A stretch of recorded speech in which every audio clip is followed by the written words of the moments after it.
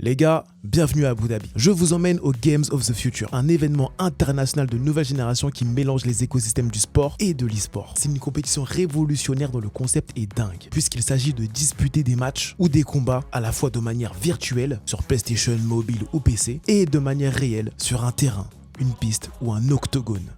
Abu Dhabi organise pendant 10 jours la deuxième édition de ces jeux qui rassemble 2000 athlètes de plus de 80 pays et pour un prize money global de 10 millions de dollars. La compétition de football a opposé 16 équipes venues des 5 continents. Le format est génial. 4 joueurs de chaque équipe s'affrontent à la PlayStation avec diffusion sur écran géant. Après 4 minutes de console, on pose les manettes et on démarre un 5 contre 5 sur terrain 5 avec mur. Évidemment en gardant le score de la PlayStation. Les matchs durent une vingtaine de minutes. Le format est très dynamique et hyper télégénique. Le Mexique, qui est venu avec son équipe nationale de futsal, a battu l'équipe de Kings League espagnole Troncos en finale.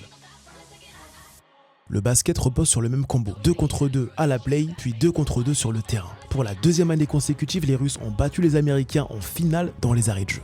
Tout le monde attendait l'affrontement sur les jeux de combat. Counter-Strike 2 et Dota 2 disputés dans des arènes e-sport. Les grandes équipes asiatiques étaient présentes. Le format, 5 joueurs dans chaque équipe. Première manche à la console, puis la deuxième se dispute fusil à la main, en laser game 100% réel. Vous avez compris le concept? On a eu des combats de MMA de dingue, une course de drone incroyable, le public émirati s'est régalé et les images sont folles. Et les Français dans tout ça? Phygital France avait présenté 2 équipes. Une de drone, Team Millennium, qui s'est hissée jusqu'en finale, et une de football, United FC, avec lequel j'ai passé 2 jours en immersion.